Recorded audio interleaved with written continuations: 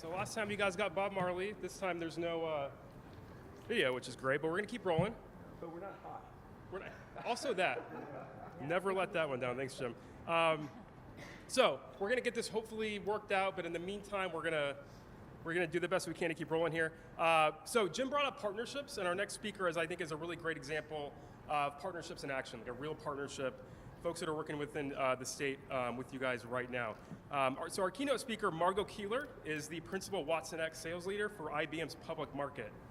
With over a decade of experience in the technology industry, she specializes in IBM's Watsonx platform and has a strong track record of success in driving the adoption of generative AI across various sectors, including healthcare, state and local education, and more. Her leadership experience extends beyond sales, as she has held various roles in IBM's industry market, working closely with clients to drive transformation and growth. I couldn't think of a better way to kick off the day. Could think of a little bit better way to kick off the day. But with that, let's please welcome Margo to the stage. We're going to do our best to kind of keep things rolling and get this worked out. But Margo, thank you.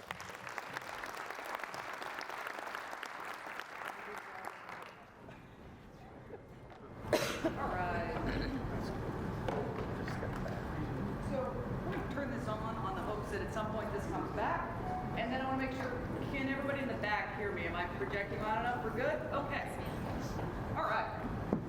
So we're going to do this without slides, and I'll speak to it all, which is fine, because I don't know about you, but there's nothing I hate more than someone just reading slides. It's a great way to go to sleep. It's dark in here. Everyone's had breakfast. So what I do want to start with is talking to you a little bit about what IBM does in generative AI, what makes us a little bit different in the approach that we've taken, kind of use that as a kicking off point, talk a little bit about AI, what we're seeing, what clients are doing, talk about a couple use cases, and then talk about how governance comes into play with all of this, and where we're seeing CISO, CIO organizations come in, where governance is often acting as almost a layer of security as you look at generative AI. So that's kind of the quick layout. I will do my best to stay away from a lot of the terminology that goes with generative AI. I want to make sure I explain anything that I'm talking about so that everyone has an equal understanding of what we're talking about, because I know not everyone is deep in generative AI yet. A lot of people are in different phases of their journey. So IBM is based on three principles when it comes to generative AI. The first one is that AI is here to augment humans, not replace them. And you're going to see that in the use cases that I talk about. You're going to see that in how IBM has implemented it, but also that this is the belief structure and kind of the ethical foundations that IBM works with when it comes to AI. The second is that data belongs to their creators. So what does that mean? It means if you have your North Carolina data, say you're the Department of Transportation and it's here, and you want to take that and interact with IBM's generative AI model here. Your data exists in this circle. Our large language model exists in this circle. The two of them talk to each other to come up with your answer that is unique to you. You own that answer. So if you develop something insightful, this has particular applicability when it comes to university research. If you're bringing a generative AI agent into university research and you want to have something that is an output that may be patentable, if the AI is involved, does it belong to you? In our case, the answer is yes. Also, your information is not absorbed by our large language model. So this was a big thing for a lot of the organizations we work with, is making sure that your data remains here, our large language model remains here, and the two of them can work cooperatively, but that we never take our customer data and use it in any way to improve our models.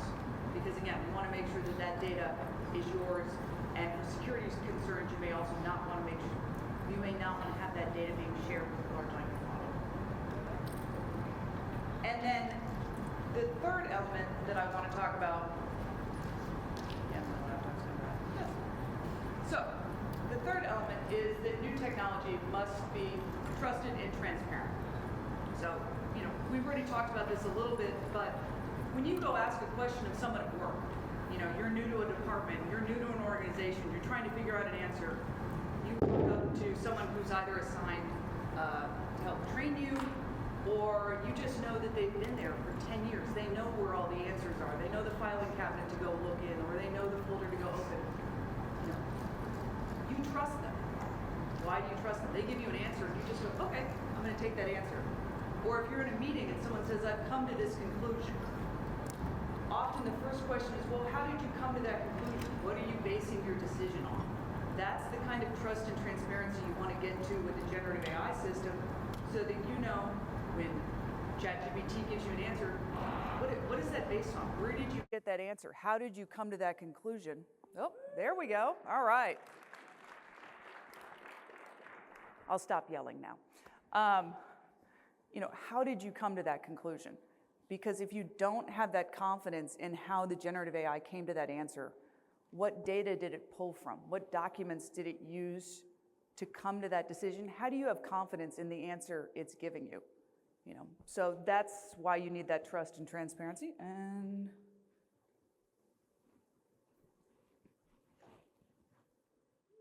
okay. So let me talk to you about a couple of the things that IBM has seen in our now thousands of engagements with generative AI. One truth we are finding is that the world going forward is going to be multi-model. What do I mean by that? It means that your organization is not just going to bring in one generative AI model to do all use cases. Why is that? ChatGPT is over 1 trillion parameters. I was at a sustainability summit, and they were talking about every time you ask ChatGPT a question, it consumes a 500 milliliter bottle of water. Think about that from an environmental sustainability perspective. There are a lot of small models. There are models that are as small as 1 billion parameters. So we just talked about a 1 trillion parameter model. Now there's a 1 billion parameter model. Smaller models are faster. They're more responsive. They use less compute, and they cost less. There are thousands of models to choose from. No one model is going to be right for every use case. Just like you have a Toyota Yaris and a Ford F-350. They do very different things. So we are seeing most organizations are adopting multiple models. They're also adopting multiple models from multiple vendors. So now you're creating a more complex environment, because then you need to govern and secure all of those different models that may all behave differently. The next is hybrid cloud. So in some instances, it makes complete, well, there we go. Okay, in some instances, it makes complete sense to have a SaaS-based model, because your data's in the cloud, you want to interact with it on the cloud. From a security perspective, you all can understand that sometimes you have data you don't want to leave your data center. You want to make sure it stays within your 4 walls, and in that case, you can bring the foundation model or the large language model to your data on-prem. So a big thing that IBM believes in is the ability to operate in a hybrid environment, where you can make sure the large language model is meeting you where you are at based on your security requirements, and often where the data resides. So again, there's not one right answer. Having a model in the cloud is not always the right fit. Sometimes you want it on-prem. Governance, I'm not going to hop into right now, because we're going to have a longer discussion on that. And then the last one is data matters. You've already heard this. What goes into the model is what comes out of the model. If you have data that is very biased, you're going to get a very biased answer. But also, I'll say this, if you know the model, if you know the data is biased, you can correct for some of that to a degree in training. So some of it is identifying that. And then if you have a biased data set, you may want to select a training data set that is not biased. You can then create synthetic data and help train the model with a non-biased data set.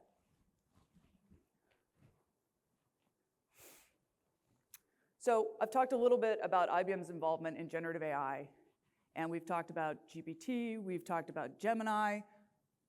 IBM's version of this is called Granite. So that's our version of our language model. What's a little different about it is it aligns with very much like what Meta is doing with their Llama models. So there are kind of 2 sides to this coin. There are those vendors that are choosing to go with closed models. So you could think of Gemini and ChatGPT fall into that box. And then you could think of the open side, which is Meta, IBM, everything on Hugging Face. Those are more of the open models. We've gone the open route. What does that mean for us? It means that we have published a white paper that tells you everything our model is trained on.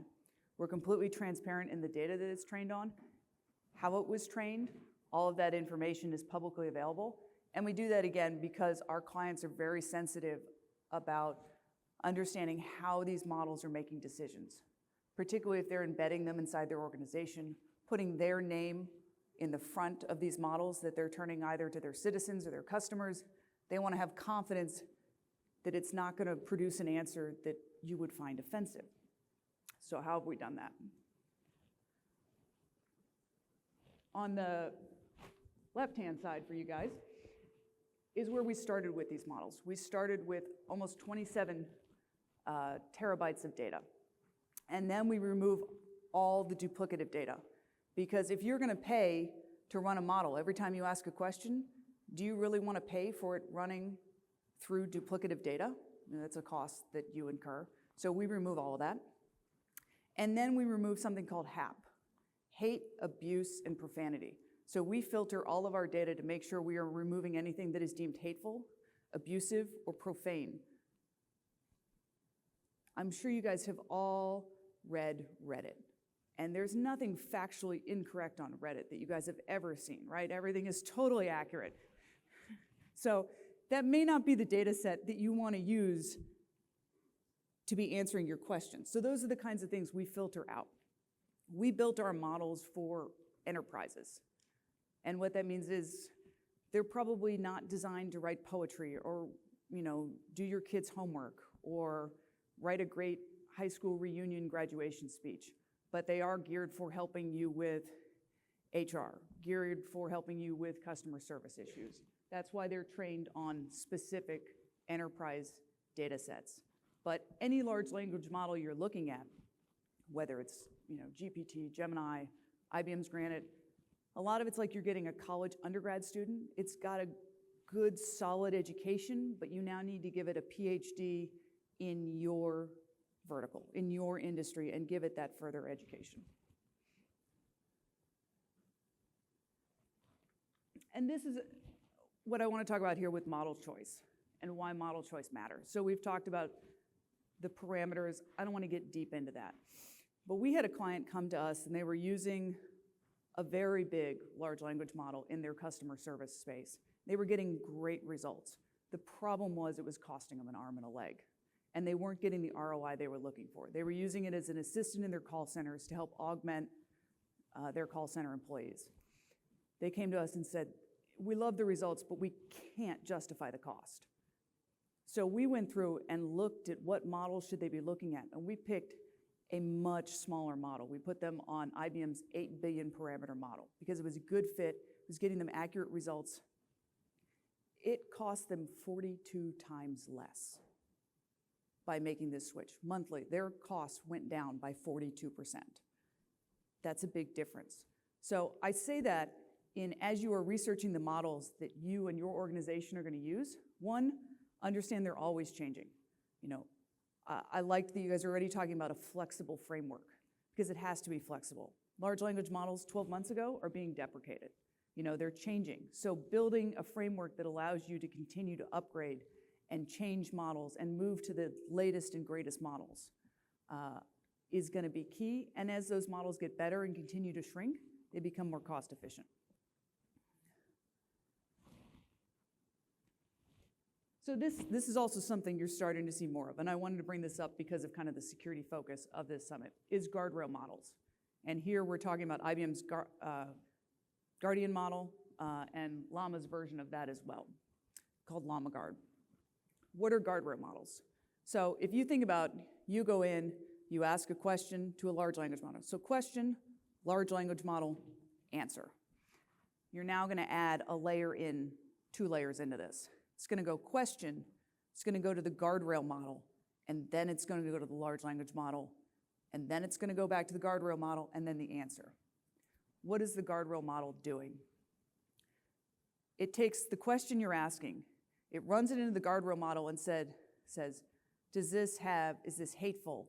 Do we detect a malicious intent? We're looking for prompt hacking.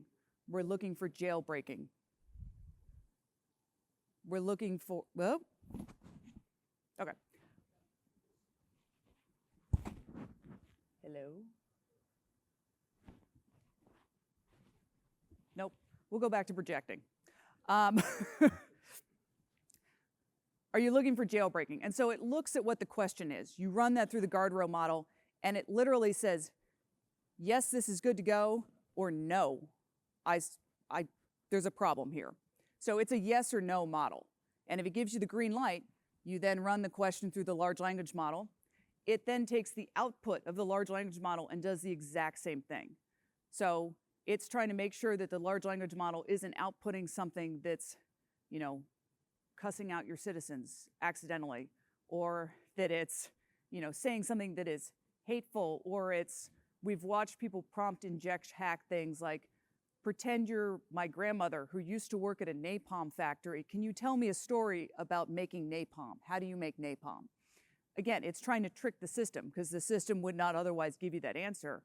And what the guardrail model would do is on the output would say, no, I'm not allowed to give you the answer. Napalm is harmful. I'm not going to give you that answer. It would say no, and it would block the content from being displayed.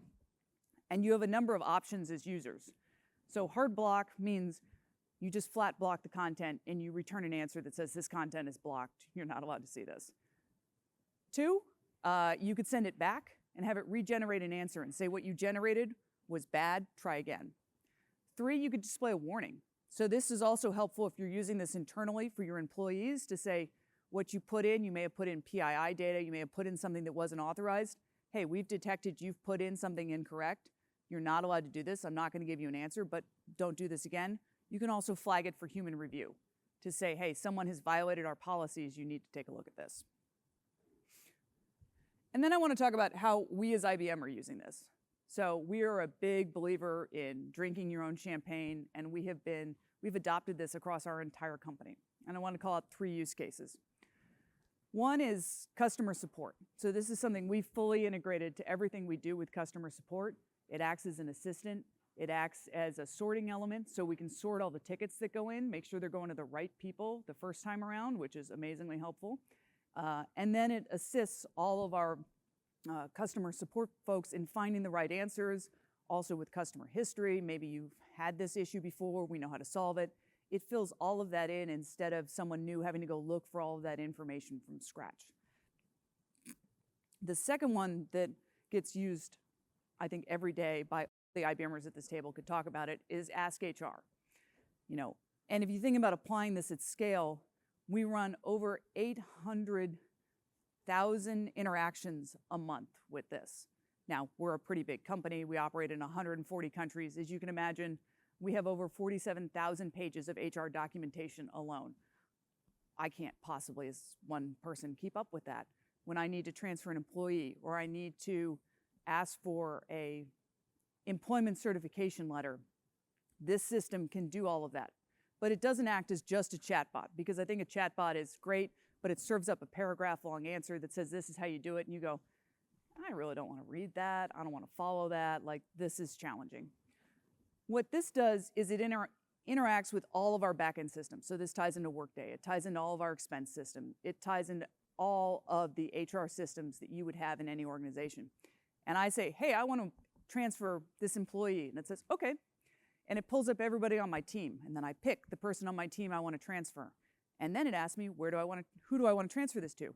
I type in the IBMer, oh, there we go, that I want to transfer this to.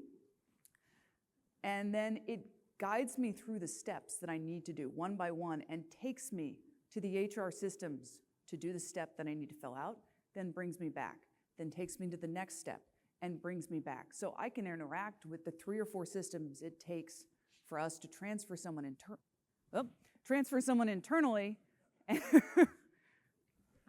I'm getting a good voice workout. It's what it's all about. I had my coffee this morning. I'm ready to roll. But what it does is it acts as like a tour guide through the process. So as that process changes, you as an employee no longer have to keep track of it.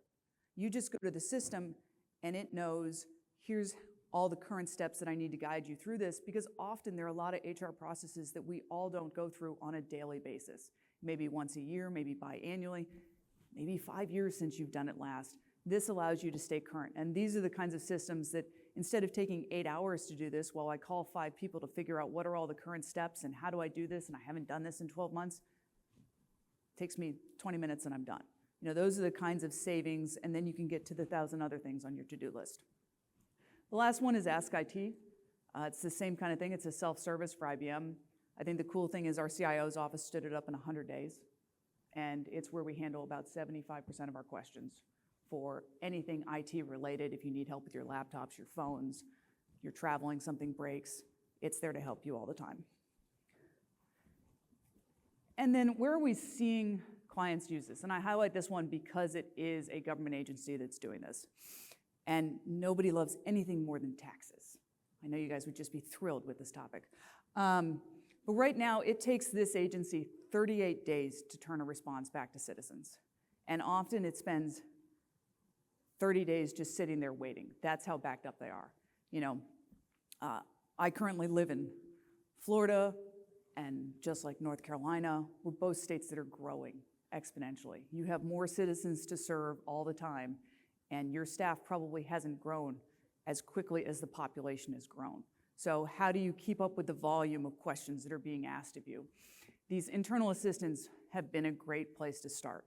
Also, as a lot of organizations aren't ready to roll out generative AI to the public-facing applications, bring them internally. You can roll it out to your employees, to your agency, and it acts as a couple things. It helps train new employees, get them up to speed on complex tasks, where to find things, because what this organization was finding was their deep subject matter experts that had been there 20 years spent over half their week just helping new employees figure out where to find things and how to do things, and they were experiencing high turnover as a result, high stress on the subject matter experts.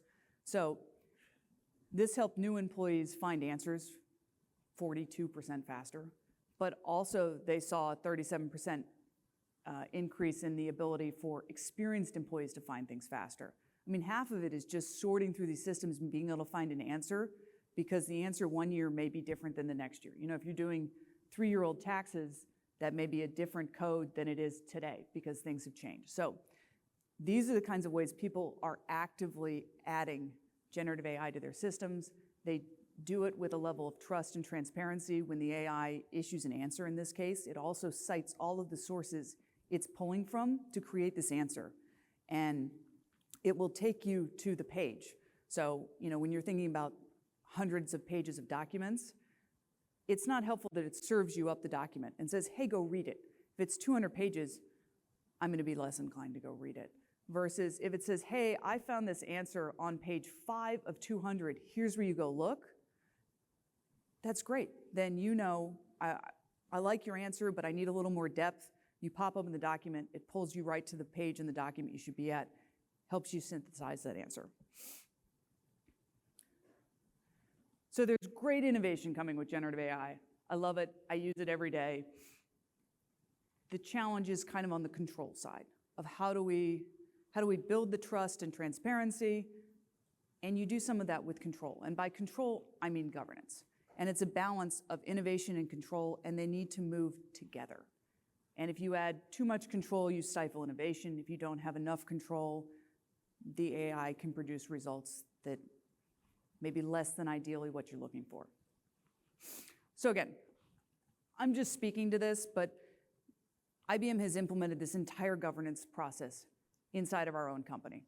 So where did we start? We started with an AI board. We pull from across our company in all the different elements, which you all are already doing. And that's where we set our policies of what we will do with AI, what we won't do with AI. You kind of set the North Star for your organization. And a lot of organizations are able to do this. They can set the North Star. But then the tricky part is what comes next, which is implementing it. Because if you make it a completely manual process, it becomes very slow. So how do you add the right level of automation? How do you add the right level of tracking? Because if you really think you're going to add generative AI to your entire organization, are you going to hire 20, 25 people to constantly be approving use cases and then monitoring every AI use case as it deploys? Probably not. So how do you add the right level of automation to this to keep it moving? There are really three elements to governance. You have what we'll talk about as the model fact sheet, you have model monitoring, and you have compliance, regulatory compliance, or just compliance that you're looking for your organization. And it's important to do this through the entire life cycle of generative AI, not just during the training phase, but also during the deployed phase. And it's it's a constant circle that keeps going back on itself. So you start by creating these fact sheets. And when I'm talking about here, we're talking about our governance platform. You could do this with other governance platforms, but what I like about ours is we can govern both our models and all other models. So it's bringing it into one single pane of glass. This is why IBM has been very successful at governance, is we believe it's the heart of AI. No matter what models you choose, having a single frame of reference in which you govern them all in the same fashion helps make sure everything is uniformly applied. You create a fact sheet. It's kind of like a nutrition label. When you create a fact sheet, you say, this is the use case, and you write out in clear non-IT English what the use case is so that anybody can open this up and say, hey, this is what this is being used for. Then you include the model you're going to be using. And then this pulls in our case, you can pull in third-party training data. If you connect it to our AI platform, it automatically pulls it in. But here's where you store all the prompting, all the training. It collects where you're going to pull the data from. It doesn't pull the data, but it says, here's the data that's going to be used to work with this model. It keeps all of this here, and then as you evolve the model, it keeps a living record so that it's not like something you have to go back and manually update. It continues to keep a living record of this model that you can go back and look at any point in time. And it operates very much like a nutrition label. So you can flip it over and say, if you look on the back of a bottle of ketchup, you know how many calories are in a serving, how much sugar is there, the protein, there's like 0 protein in ketchup. But you can quickly turn it over and you have a quick understanding of what the goal is and what goes into this bottle of ketchup.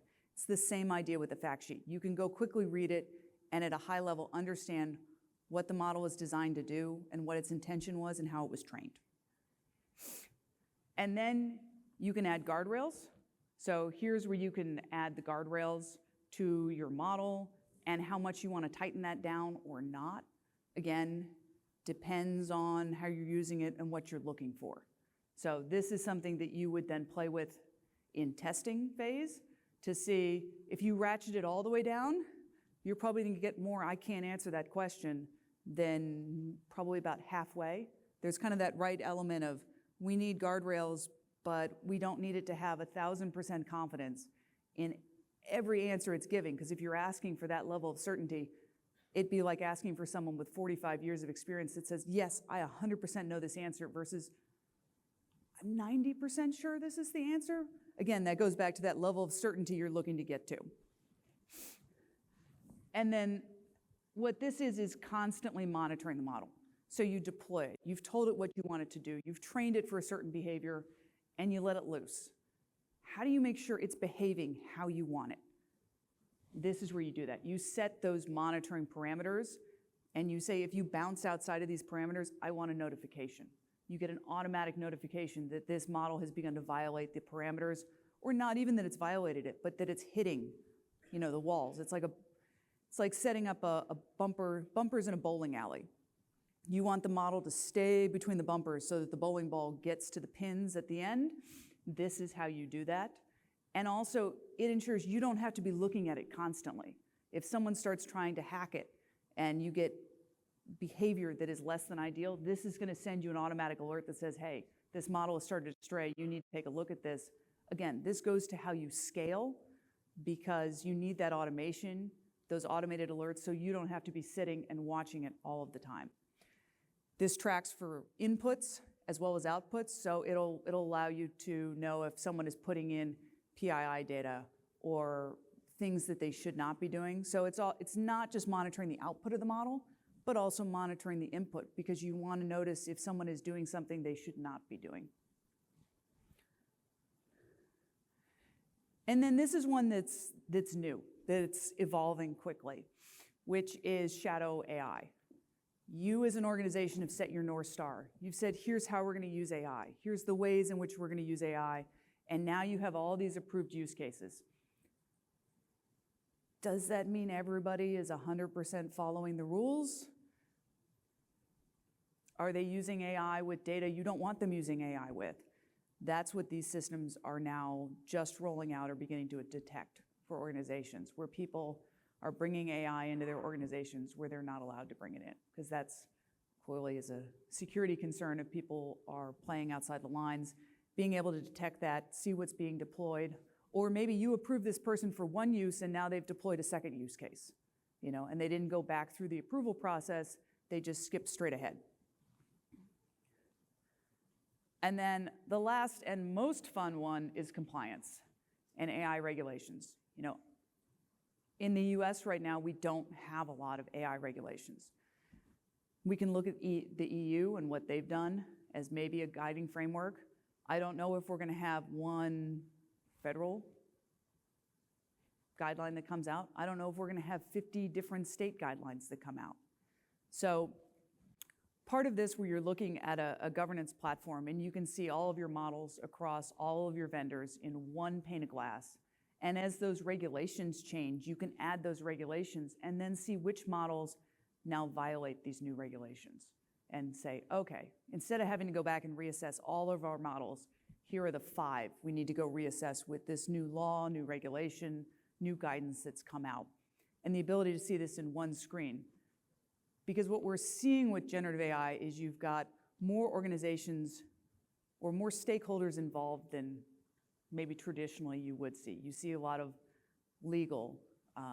You see the CISO organization or CIO organization is now being tasked with securing this, with governing this, but then also there will eventually, I think, come audits. I think the state of New York is the only one that really has an AI regulation in place, and that's around hiring. If you're going to use generative AI around hiring, you need to disclose that and be audit ready. But this is also standardization, because you can attach questionnaires to the governance platform to make sure that everyone in your organization who deploys AI answers the same questionnaire. And again, that goes to the automation component, because you may say, great, you filled out the questionnaire, you've checked all the right boxes, you're applying our North Star we've set out, we're going to automatically green light you for a pilot instead of going through a manual process. But we need you to then come back, and we're going to do a human in the loop before you go to production. So for your organization, it's picking where is the human in the loop. Is the human in the loop on the pilot stage, and then again on the production stage, and then again somewhere else? And then how are those humans going to scale? Or how much automation are you going to have in the system to automatically approve some low use cases? IBM does automatically approve some. We have a huge research organization. They're always testing new and interesting things out. And so if they're going to keep it inside the organization, not test with any sensitive private data, okay, great, go to test. But you're not okay to roll to production without coming back, getting a human review, and making sure you're in alignment with all of our ethical principles. So that's kind of the balance you're looking for, is how do you speed up innovation, and then how do you have the right levels of control? The one last thing I do want to add is when we talked about the monitoring piece here, the monitoring piece here is we talked about the rapid change of generative AI models and how, in under 12 months, there are new ones coming out all the time. When you change the model out for the new version, even if you go from version 2 to version 3, you could see performance differences. If you add new data, let's say you've added the last 20 years of DMV data, and then you add another decade to it, that could skew the model. And then how do you root cause analyze?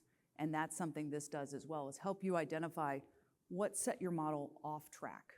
Because it's also one thing to know your model has gone off track, but then that begins an investigation of what set it off. Where's the root cause analysis that caused it to go off track? Was it the data? Was it questions? Was it we need to retrain the prompting because the data set has moved to the left? All of those things are things to consider. So generative AI is a living, breathing system once you deploy it. And you need to treat it as such, as almost like people, we evolve, right? As you get more experience, how you answer that question may change, and that change may not necessarily be a bad thing. But as you get more information, it will change. So the one thing with generative AI at the moment is it's constantly going to be changing. So it's exciting where it's going, and that's it from me. So I hope you guys get a good break now, I think.